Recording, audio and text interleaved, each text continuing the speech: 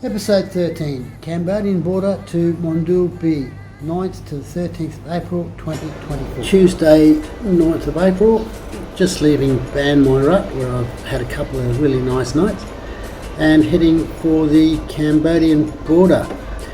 Hopefully I'll get through there without too much drama. I don't have my temporary import for the bike into Cambodia, but I've been assured that it's not going to be a big drama for me. Thank you.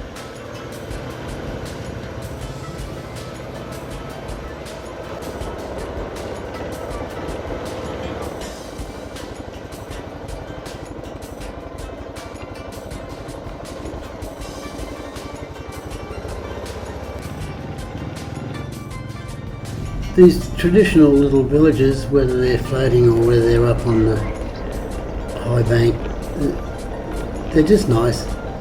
Just small communities, and life here would be very peaceful, I should imagine.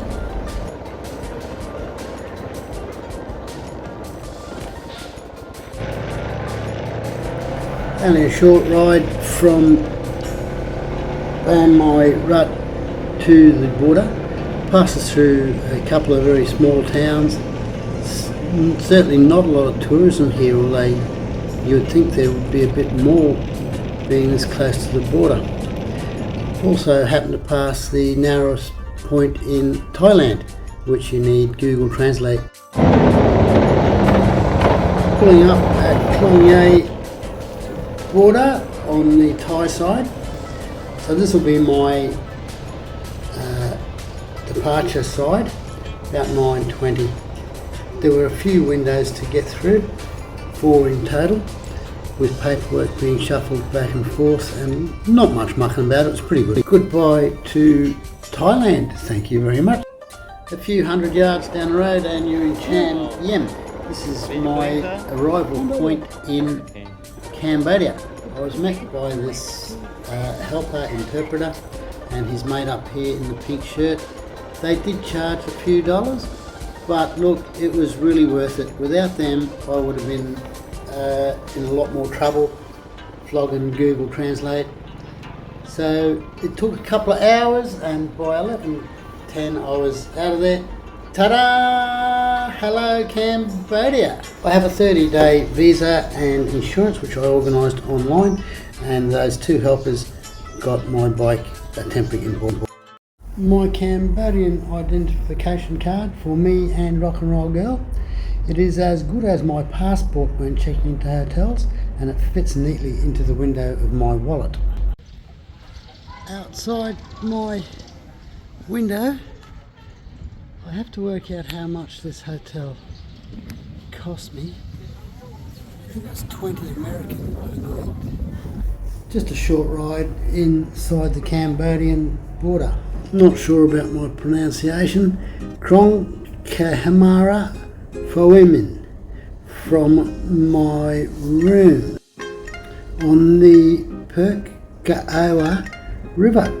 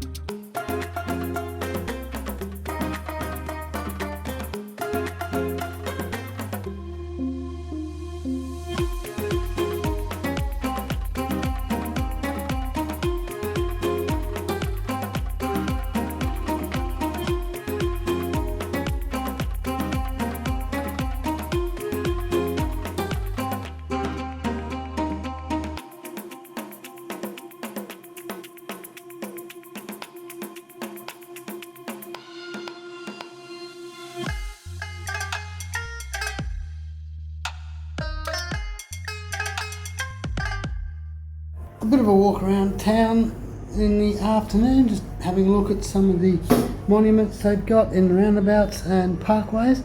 You have to remember to drive on the right hand side. Had a look at the floating village I spotted from the drone, and this fellow gave me a hand working out what to eat at the night market. It's really good. Walking around and just soaking up the atmosphere, flying the drone, I found this floating village on the southern end of Krong Kamara Fumin on the Perk Kahawa Ha'ao River. I wouldn't be surprised if this is where the town grew from. This big floating village, and it is quite a big floating village here, bigger than most that I've seen. It's just mainly built as fingers or marinas off the dry land. There are houses on each side of the marina fingers, not unlike a Western marina, except there are houses on it. It's not actually floating, they're all on stumps of course. The litter here is just unimaginable. We don't see litter like this in Australia. And it's not because they're poor. The boats are quite nice. The streets are full of shiny new scooters. It's just the way they live.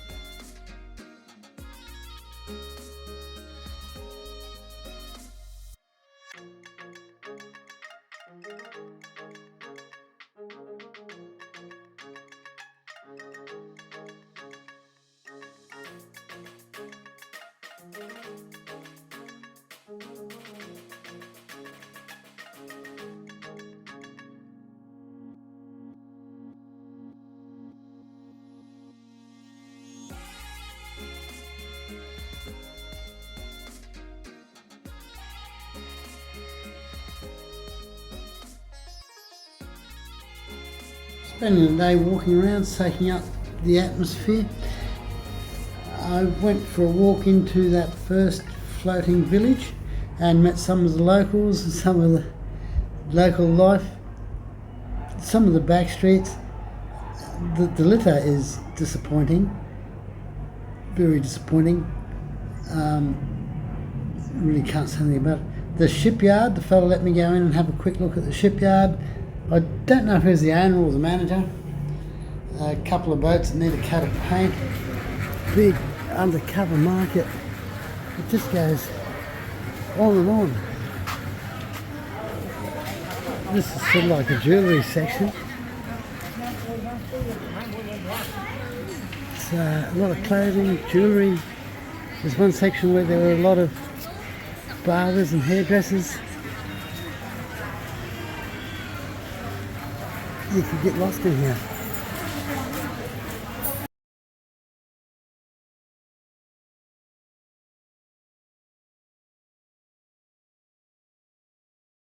Moving on from the market, I went down to that big floating village that I saw from the drone. You've got to be a bit careful walking around, not all these boards are nailed down. This fella was feeling for shellfish with his feet and filling up his bucket. I saw him uptown later on, happy as Larry. He'd had a fistful of dollars, sold all of his shellfish to the local restaurant. A proud dad with his 5-month-old baby boy, and life in this village is very friendly, very community based. The litter is something else. This old girl happy in her hammock, little fella. And a couple of kids out fishing on my way back to my hotel. Nav tab getting lost before I even left town. I gave up and bought a phone SIM card. They're cheap enough.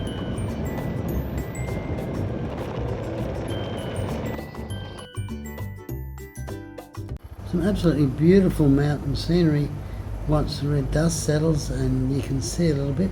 The haze, smoke haze down in the south is not too bad. Checked out a few campsites that weren't operating.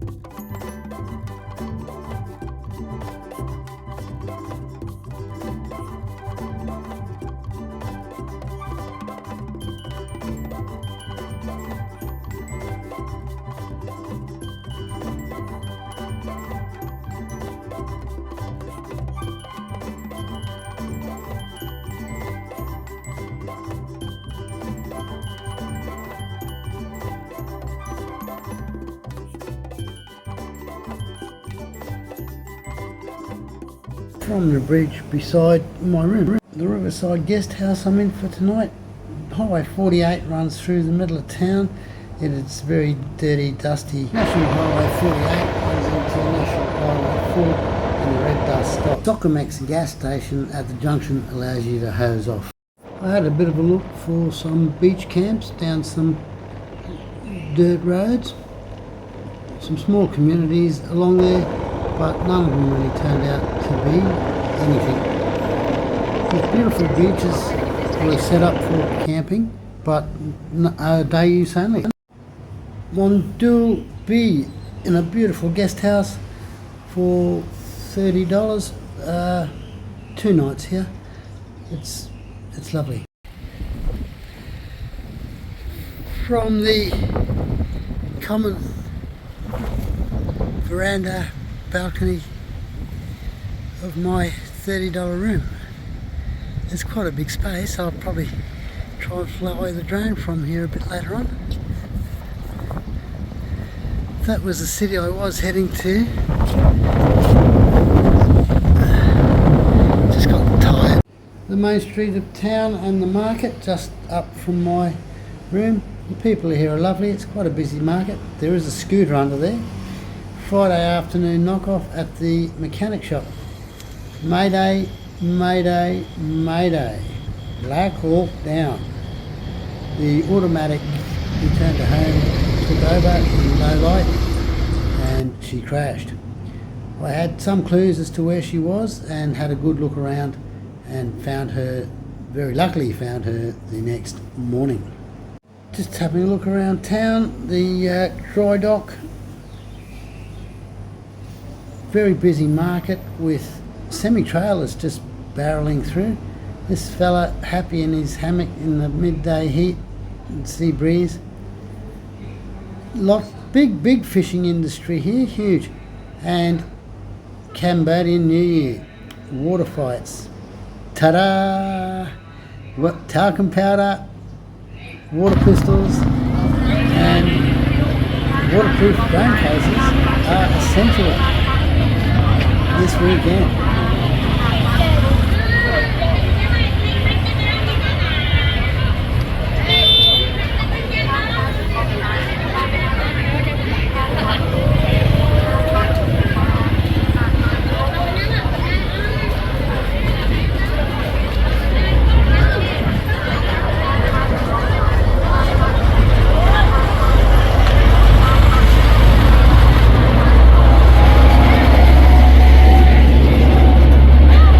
everybody out for a 3-day water fight.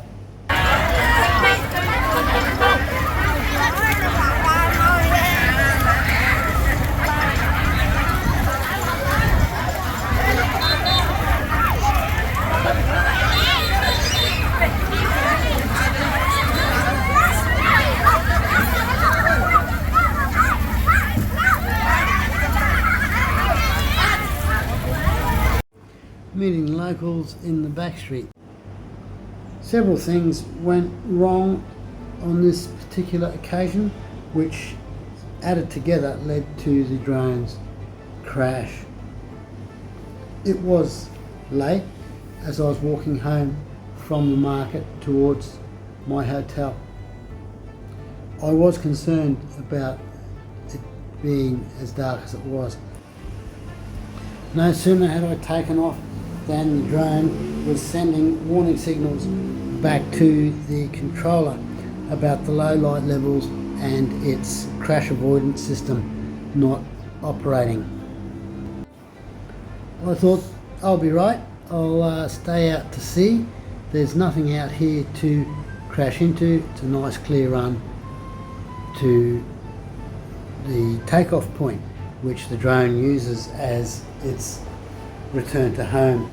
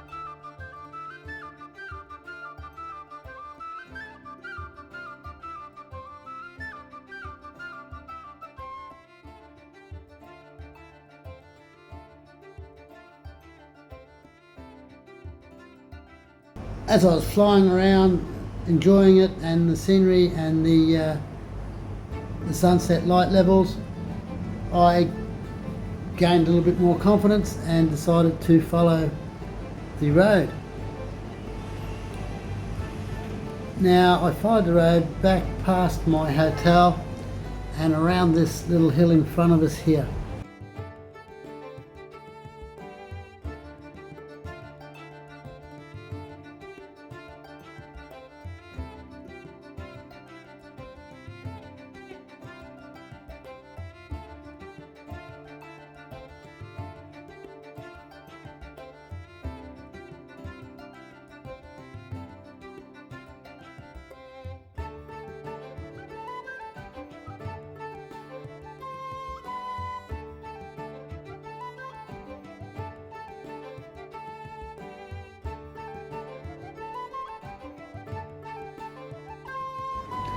I went around the first bend and thought to myself, oh, I'll just fly down and have a look at that beautiful white sand beach I rode past on the way in. As I rounded this bend, all sorts of warning signals were coming back through to the controller.